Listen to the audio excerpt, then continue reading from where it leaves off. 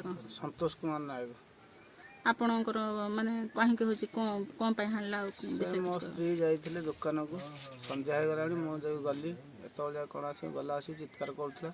ପାଟିଦିନ ମୋତେ ତାକୁ ଗାଳି ଦେଉଥିଲା। ମୁଁ ଯେମିତି ପଚାରିଲି ଘରେ କାହିଁକି ଗାଳି ଦେଉଛି କହିବି, ଶଳା ପାଣ ମାଗିଆ ତୁ କ'ଣ କରିବୁ କହିବି ମୋତେ ହାଣି ପକାଇଲା। 20-22ଟା ଖଣ୍ଡେ ଷ୍ଟିଚ୍ ପଡ଼ିଛି। ଏଥିରେ ସେ ଜେଲ୍ ଯାଇଛି।